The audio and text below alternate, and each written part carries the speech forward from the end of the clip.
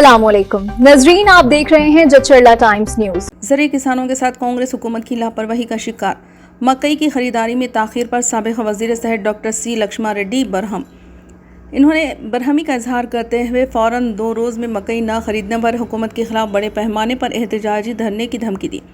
इस ज़िम्मन में इन्होंने आज बादेपल्ली मार्केट में ज़रिए किसानों से बातचीत करते हुए इनके मसाइल के ताल्लुक से तफसीलात का जायज़ा लिया। किसानों ने साबिक़ वज़ीर को बताया कि वो गुज़िश्ता 1 माह से अपनी फसल की ख़रीदारी के लिए इंतज़ार कर रहे हैं, लेकिन हुकूमत की जानिब से आज तक मकई नहीं ख़रीदी जा रही, जिसकी वजह से उन्हें शदीद मुश्किलात का सामना करना पड़ रहा है।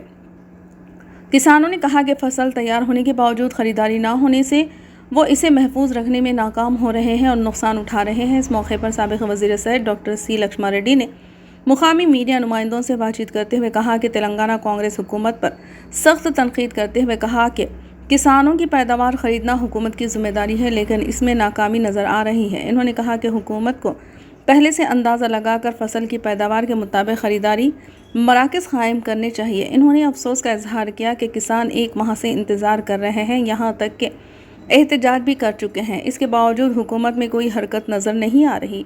इन्होंने इल्ज़ाम लगाया कि सरकारी ख़रीदारी मराकज़ को मरहलावार ख़त्म करने की साजिश हो रही है, जिसके बाद किसान मजबूरन निजी ताजिरों को कम कीमत पर अपनी फसल फ़रोख्त कर रहे हैं। बाद अज़ां साबिक़ वज़ीर ने मुताल्लिक़ा हुकाम से बात करते हुए फ़ौरी तौर पर मकई की ख़रीदारी शुरू करने का मुतालबा किया। इन्होंने इंतबाह किया कि अगर 2 दिन के अंदर पूरी फसल की ख़रीदारी का अमल शुरू नहीं किया गया तो किसानों के हक़ में बड़े पैमाने पर एहतजाज किया जाएगा। इस मौके पर मुकामी BRS पार्टी के कायदीन वो ज़राई किसान की कसी तादाद भी मौजूद थी। आइए देखते हैं जचरला टाइम्स न्यूज़ की रिपोर्ट। चैनल को लाइक करें, शेयर करें और सब्सक्राइब करना ना भूलें।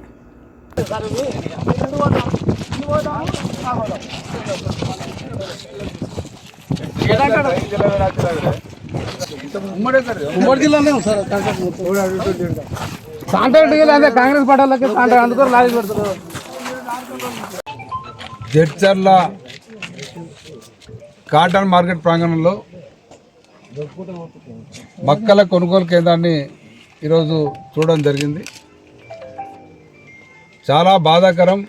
ఇక్కడ రైతుల గోస చూస్తే, వాళ్ళ ఇబ్బందులు చూస్తే పడిగాపులు కాస్తా ఉన్నారు అమ్ముకోవడానికి, పండించిన పంటను అమ్ముకోవడానికి.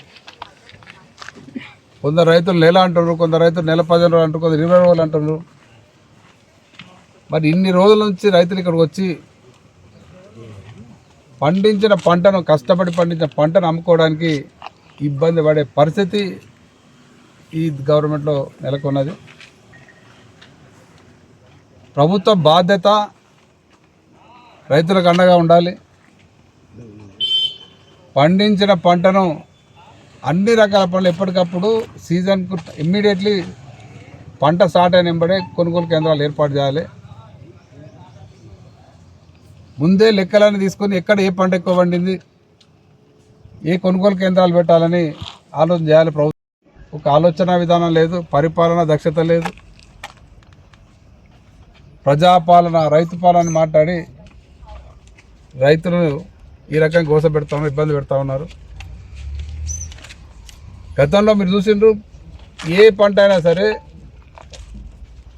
ఆ పంట పండిందంటే అప్పటికప్పుడు కొనుగోలు కేంద్రాలు ఏర్పాటు చేసేది. ఇక్కడి మక్కలు అయిపోలే, మళ్ళీ వరి వస్తుంది. ఇప్పుడు వరి పంట కొనుగోలు కేంద్రాలు ఏర్పాటు చేయాలి. ఇవి ఇట్లే ఉంటాయి, అవి ఎక్కడ కొంటారో అర్థం కాని పరిస్థితి. మరి ఈ సందర్భంగా రైతుల తరఫున ప్రభుత్వాన్ని, ఈ జిల్లా యంత్రాంగాన్ని డిమాండ్ చేస్తూ ఉన్నాను. మరి వెంటనే వీరికి అవసరమైన సదుపాయాలు ఏర్పాటు చేసి ఈ లారీలు కావచ్చు, బార్దాన్ కావచ్చు, ఇవన్నీ ఏ ఇబ్బంది లేకుండా, మరి ఇక్కడ CEO చెప్తుంటే అక్కడ ఏదో లారీలు దింపుకోవట్లేదని. సార్, అది ఏదున్నా అధికారులు వెంబడే వచ్చి చూడాలి. జాయింట్ కలెక్టర్ రావాలి, DM రావాలి. వీళ్ళందరూ వచ్చి చూసి రైతులకు ఇబ్బందులు పరిశీలించి ఎప్పటికప్పుడు సాల్వ్ చేయాలి. ఇక్కడ ప్రజాప్రతినిధులు లేరు, అధికారులు పట్టించుకోవట్లేదు. మరి యంత్రాంగం అంతా ఏం పని చేస్తున్నారు అనేది మనకు అర్థం కావట్లేదు. కనీసం రైతులకు తాగడానికి నీళ్ళు లేని పరిస్థితి ఏర్పడుతుంది. ఇక్కడ మరి కనీసం వసతులు కల్పించాలి, అవి కూడా లేవు. మరి ఈ రకంగా ఇప్పటికే మొన్ననే రైతాంగం ధర్నా చేసిండ్రు. ఆ ధర్నా చేసినా కొద్ది కదలిక వస్తాయంటే ఏదో కదలిక వచ్చినట్టు వచ్చి మళ్ళీ ఆగిపోయాయి. ఏదో ఆ రోజు మళ్ళీ 2-3 లారీలు పెట్టినట్టు చేసాను, మళ్ళీ బంద్ చేశాను. ఈరోజు కూడా మేము ఉదయం మీకు వస్తామని తెలిసి ఇక్కడ 2 లారీలు పంపించినట్టున్నారు. మళ్ళీ అదే పద్ధతి నడుస్తూ ఉంది. మరి ఇది భయంకరం, దురదృష్టకరం. అసలు రైతులను పూర్తిగా నిర్లక్ష్యం చేయడం జరుగుతూ ఉంది. అసలు రైతులకు రైతు బంధు అయింది, రైతు బీమా సక్కలేదు, రైతులకు 24 గంటల కరెంట్ వస్తలేదు, పండించిన పంటను కొనుగోలు దిక్కు లేదు, బోనస్ ఇస్తామని అది దిక్కు లేదు. బోనస్ ఇస్తామని చెప్పి కొంటే మళ్ళీ బోనస్ అడుగుతారేమని కొనుక్కొని పని చేస్తాం. మెల్లమెల్లగా ఈ ప్రభుత్వ ఉద్దేశం ఏంటంటే, మరి గతంలో కేసీఆర్ గారు అయితే ఈ కొనుగోలు విధానాన్ని అమలు చేసిందో, అసలు ముఖ్యమంత్రి అప్పుడు కేసీఆర్ గారి ఆలోచన ఏంటంటే, అయితే మినిమం సపోర్ట్ ప్రైస్ ఉంటుందో, ఎంఎస్పి ఉంటుందో, ఆ ప్రైస్కు గవర్నమెంట్ కొంటేనే బయట మార్కెట్లో రైతుకు మంచి రేట్ వస్తుంది.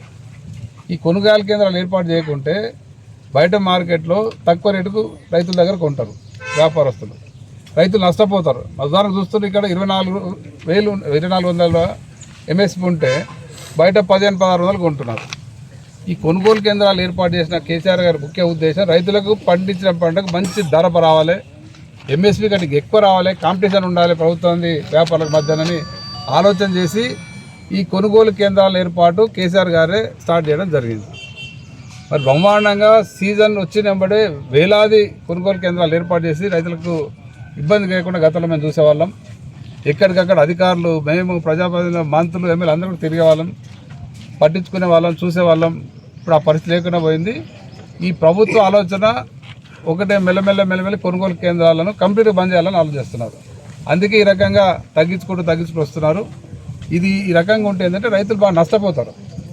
ప్రభుత్వ పరంగా కొనుగోలు కేంద్రాలు ఏర్పాటు చేయకుంటే బయట మార్కెట్లో తక్కువ రేటుకు కొంటారు. రైతులకు ఎక్కడ అవకాశం లేనప్పుడు ఎంతో అంతకు అమ్ముకొని బయటపడుతున్నారు, నష్టపోతున్నారు. కాబట్టి మరి కొనుగోలు కేంద్రాలు కంటిన్యూ చేయాలి. ఇదే రకంగా టైంకు సపోజ్ ఇప్పుడు ఈసారి ఇక్కడ మక్కలు ఎక్కువ వేసారు కాబట్టి అవసరం వస్తే క్లస్టర్కి ఒక కొనుగోలు కేంద్రం ఏర్పాటు చేయాలి. లెక్క అయితే అదేం చేయాలి, ఏదో మండలానికి ఒకటి మొత్తం కాన్స్టిట్యూన్సీలో 2 సెంటర్లు ఏర్పాటు చేసింది. ఇది అంటే ప్రభుత్వానికి రైతుల పట్ల ఉన్న ఆలోచన విధానం ఇది. మరి మరోసారి డిక్లేర్ వీళ్ళను మన ఈ సందర్భంగా రైతుల తరఫున ప్రభుత్వాన్ని డిమాండ్ చేస్తూ ఉన్నాం. ఈ 2-3 రోజుల ప్రాబ్లం సాల్వ్ కాకుండా పెద్ద ఎత్తున పార్టీ పరంగా పోరాటం చేసి మరి వాళ్ళకు అండగా ఉంటాం. మరి రైతులను అధికారులు పట్టించుకోవాలి, వాళ్ళు దీన్ని వెంబడి సాల్వ్ చేయాలని కోరుతా ఉన్నాం. For the latest news, please subscribe to our channel, like the video, and don't forget to share.